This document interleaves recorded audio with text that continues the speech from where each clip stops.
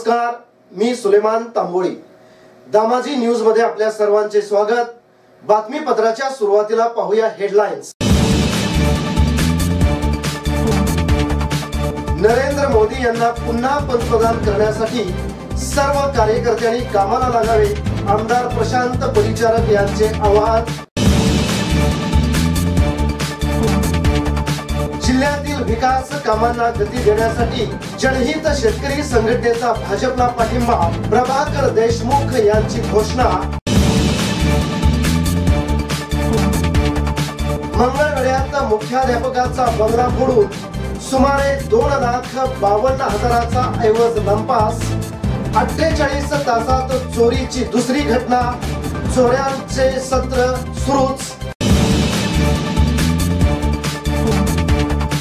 सोलापुरात शांतता कमिटीच्या बैठकीत पोलीस आयुक्तांनी मिरवणुकीत दारू न पिण्याचे केले आवाहन।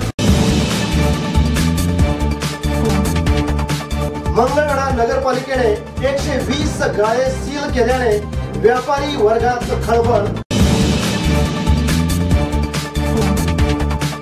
आणि हजापूर येथे सत्यमेव जयते वॉटर कप स्पर्धेस प्रारंभ। आता पाहूया सविस्तर बातमीपत्र।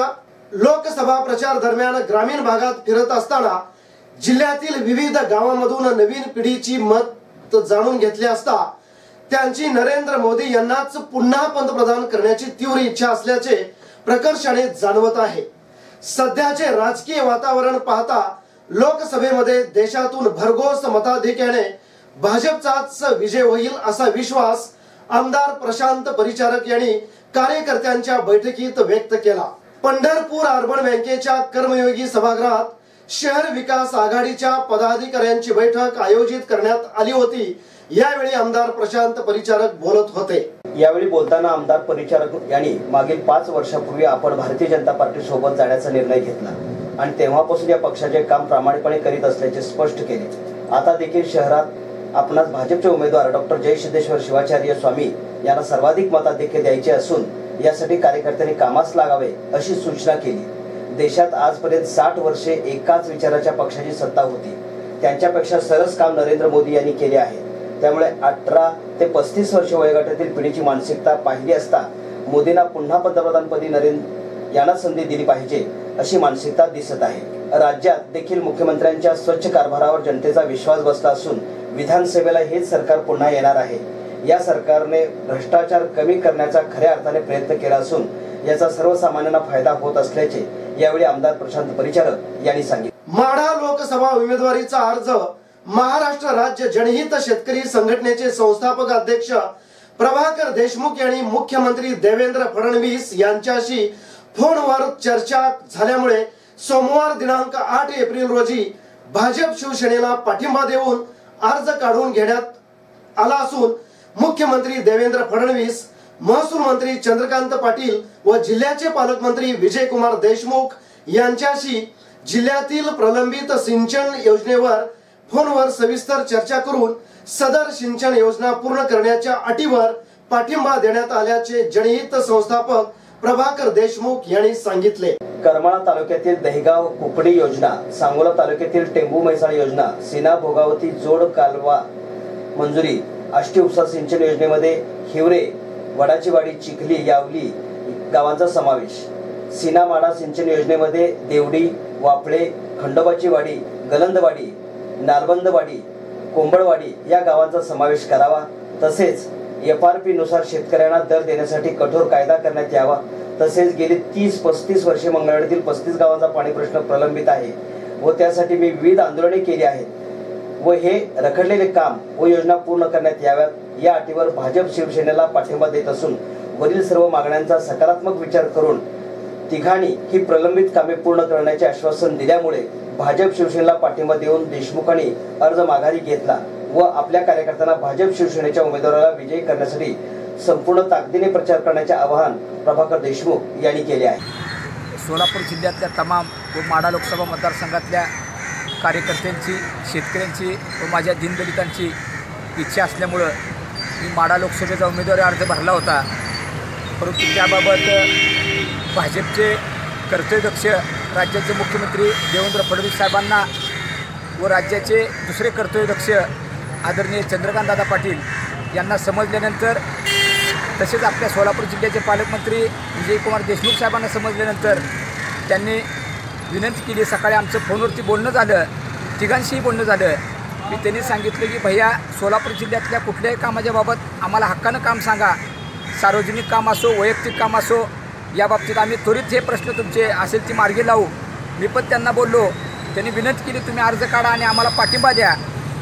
मग मी पण त्यांना बोललो की बाबा, माझ्या सोलापूर जिल्ह्यातल्या बऱ्याच सिंचन योजना रखडत पडलेल्या आहेत. सांगोल्याची टेंबू मैसाळ असो, करमाळ्याचं कुकडी दहेगाव योजना असो, मोहोळ तालुक्यातला शिना भोगावती जोडकालवा असो, मोहोळ तालुक्यातला अष्टयुक्त सिंचनमध्ये हिवरे, वडाची वाडी, चिखली आणि यावली या गावाचा समावेश करावा, या मागणीसाठी माझा पाठपुरावा चालू आहे. तसेच पुन्हा शिनामाडाच्या वापड्यापर्यंत आलेल्या कामाच्या बाबतीत शिनामाडा सिंचन योजनेत खंडोबाची वाडी, दिवडी, नालबंदवाडी, गलंदवाडी व कोंबडवाडी या गावांचा समावेश व्हावा.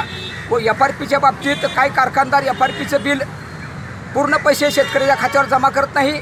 FRPचा कायदा हा पायदळी तोडवला जातो. तर या बाबतीत तुम्ही शासनाने कठोर कायदा करावा. अशा विविध मागण्याच्या संदर्भात मुख्यमंत्री आणि चंद्रकांतदादा पाटलांच्या कानावरती घातल्यानंतर त्यांनी ते त्वरित मान्य केलं. आम्ही 100% ह्याचा पाठपुरावा करू आणि ह्याला आम्ही याची दखल घेण्याचा आम्ही प्रयत्न करू असं आश्वासन दिल्यामुळं जाहीरपणे या माढा लोकसभेचे उमेदवार आदरणीय रणजितजी नाईक निंबाळकर व सोलापूर लोकसभेचे उमेदवार शिवाचार्य व सिद्धेश्वरजी महाराज यांना महाराष्ट्र राज्य जनहित शेतकरी संघटनेच्या वतीनं जाहीर पाठिंबा. मंगळवेढा सप्तशृंगी नगरमधील एका मुख्याध्यापकाचा बंगला फोडून चोरट्यांनी जवळपास 2,52,000चा मुद्देमाल चोरून नेल्याची घटना सोमवार दिनांक 8 एप्रिल रोजी पहाटे घडली असून अज्ञात चोरट्याविरुद्ध गुन्हा दाखल करण्यात आला आहे. दरम्यान चोरट्यांचा शोध घेण्यासाठी सोलापूरहून श्वान पथक मागवण्यात आले होते. हे श्वान घटनास्थळापासून थेट मंगळवेढा शहराबाहेरील बायपास रोडला जाऊन घुटमळले. मंगळवेढा तालुक्यात सध्या चोरट्यांनी थैमान घातले आहे. रविवारी तळसंगी येथील एकाच रात्री 3 घरफोड्या करून 39,000चा मुद्देमाल लंपास केला. भारतरत्न डॉक्टर बाबासाहेब आंबेडकर यांच्या 128व्या जयंतीनिमित्त शहर पोलीस आयुक्तालयात शांतता कमिटीची बैठक घेण्यात आली. भारतरत्न डॉक्टर बाबासाहेब आंबेडकर यांचा 128वा जयंती उत्सव आणि सोलापूर लोकसभेची निवडणूक हे दोन्ही कार्यक्रम एकाच वेळी येत असल्याने यंदा जिल्हा प्रशासन तसेच पोलीस प्रशासनावर मोठी जबाबदारी आहे. या दृष्टिकोनातून जयंती उत्सव शांततेत आणि सुव्यवस्थेत पार पाडण्यासाठी सोमवारी शहर पोलीस आयुक्तालयात पोलीस आयुक्त महादेव तांबडे यांच्या अध्यक्षतेखाली शांतता कमिटीची बैठक घेण्यात आली. यावेळी पोलीस आयुक्त महादेव तांबडे म्हणाले की आपण आपली जबाबदारी स्वतः घेतली तर कोणतीही वाईट घटना किंवा आपल्यावरती ती वाईट प्रसंग येणार नाही. तसेच कोणत्याही मिरवणुकीमध्ये व जयंती वेळेस दारूचे सेवन करणार नाही. तसेच राजकीय पक्षांचे झेंडे, फोटो, बॅनर व राजकीय नेत्यांचे कटआउट हे लावता येणार नाही. अशा अनेक गोष्टींचा सण आणि उत्सवावर परिणाम होणार नाही याची दक्षता घ्यावी असे बोलताना सांगितले. मंगळवेढा नगरपालिकेच्या हद्दीतील 120 गाळे धारकांनी संकलित कर न भरल्यामुळे सोमवारी कराच्या वसुलीसाठी मुख्याधिकारी पल्लवी पाटील यांनी गाळ्यांना सील ठोकल्याची कारवाई केली असून व्यापारी वर्गात खळबळ उडाली आहे. दामाजी चौकात असलेल्या श्री संत दामाजी मंदिर परिसरातील 120 गाळेधारकांनी गेल्या 3 वर्षापासून 6,75,000 संकलित कर भरला नाही. ही कारवाई सतत चालू राहणार आहे. रहिवासी मालमत्तावरील नळ कनेक्शन खंडित करण्यात येणार आहे. त्यामुळे नगर परिषदेच्या थकीत करांचा भरणा करून नागरिकांनी विकास कामांना हातभार लावावा. थकीत कर भरून कटू कारवाई टाळावी असे आवाहन नगराध्यक्ष अरुणा माळी यांनी केले आहे.